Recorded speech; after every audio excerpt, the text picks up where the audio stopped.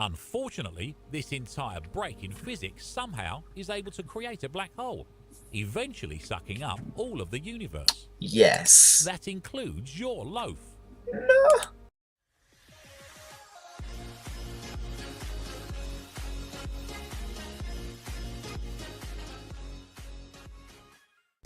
I found this game, and it's pretty funny. So. You feel a burning pain in your side, like someone just stabbed you with a knife. It turns out that apparently someone did just stab you with a knife. It seems that you're a piece of bread. Hey, at least I don't have to narrate like Hollow Knight. You're completely fine with this. But just then, a thought hits you. Bread is not supposed to be aware that it's bread, because it's bread! Oh god. This sure is a crummy situation. Haha. What will you do? You just can't bear it. If you actually had a face, you'd be sadly whispering, "Mama," to your loaf and crying yourself a river. Grow a face. Wow, you actually did it! You successfully whisper a soft, "Mama," into your loaf's imaginary ear and begin to weep. You finish weeping soon after.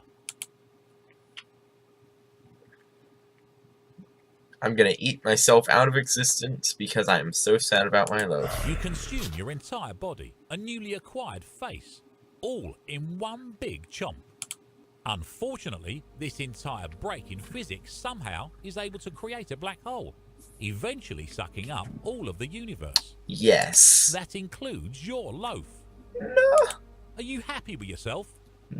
Kind of. You were a piece of bread that was lucky enough to be given life by some unknown god. But instead of becoming famous or going on bread adventures, you cried about your loaf and then ate all of the universe. Yes. Sounds like something I would do. I just want you to know that your loaf wouldn't want this. Oh. I'm sad now. It's a horrible ending.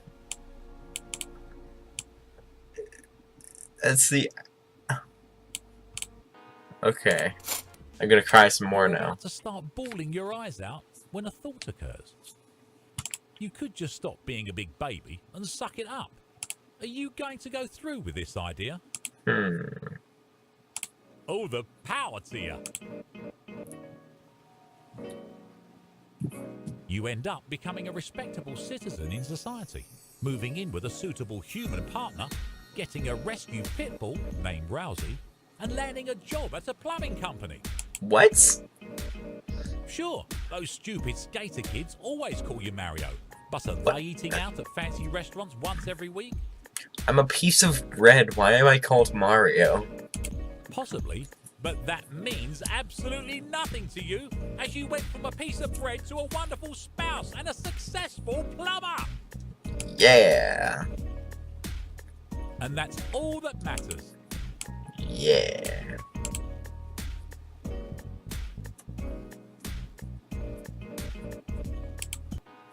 Okay. If that's how you feel about it. Okay. And so, you cry. So many tears. You cry so Oh god, much I that accidentally you end up skipped flooding it. the house that you're currently inside of. At least, that's where it starts. Completely ignoring the fact that the house is flooded, you continue to cry until eventually all of Earth has flooded. Good job. I'm sorry to say that due to you being such a pussy, you flooded the entire planet with your tears. Yes. There are no survivors. Yes. Also, you're soggy. Fuck. I'm gonna accept my fate. That's depressing that you just throw your life away like that. Nonetheless, the person that has taken you away from your loving loaf picks you up and carries you to the toaster. But alas, it isn't yet plugged in. You realise this diversion might just give you enough time to run away and save yourself. How do you feel about this?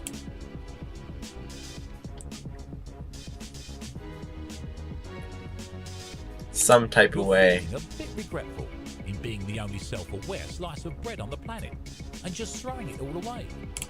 Lucky for you, the person that picked you up has now set you down and he's fumbling around with the toaster plug, giving you another chance. Would you like to try and make something of your life? Sure. Oh, that just restarts the game. That's you're toast. Well, I accidentally skipped that. Slowly fades from the eyes that you don't have because you're bread. As you're burned inside this eternal pastry hell. The end. Off to freedom. Starting off your... Now in Hollow Knight, left. I kept saying left was always right, but then left wasn't right. So I learned that right was right. So let's go right. Damn it.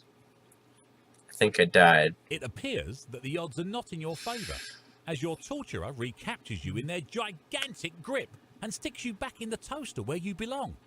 Nice job there, Texas. God damn it. So go Carefully left. choosing to hop to the left in hopes of escaping, you find yourself facing an open door. You feel small compared to the large opening in the wall that leads to your freedom, but at the same time excited by all the new opportunities you now have. With a few more hops, you make it to the outside world. Where will you go first? I don't know. Screw this, man. I'm going back inside.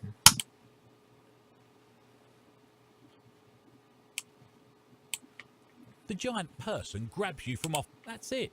Oh, I accidentally skipped that. What were you expecting?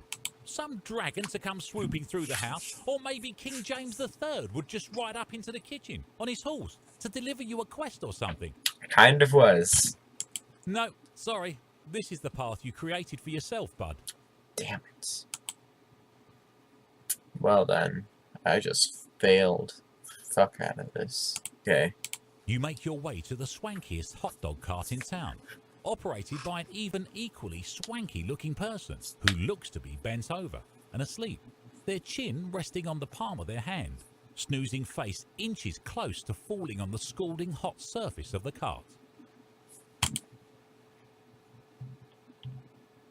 She automatically stands up straight, her eyes wide open and a confused expression to match. She quickly realizes the situation she was in and that you just saved her from a hell of a medical bill. She picks you up and holds you in the air. Certainly not unlike how that monkey picked up Simba in The Lion King.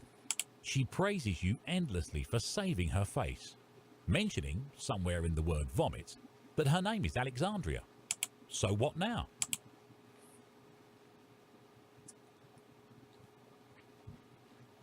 You get to know Alexandria better and eventually ask her to go on a date, to which she replies, yes. You two hit it off famously and you end up working with her at the hot dog cart, ending this small adventure on a good note. Give yourself a pat on the back, my friend. You've earned it.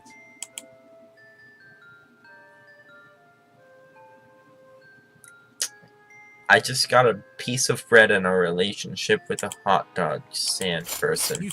I'm gonna leave abruptly. You give a plentiful amount of your welcomes before taking your leave, making your way towards the forest. The wide range of trees intrigues you, and you conclude that you could make your home there.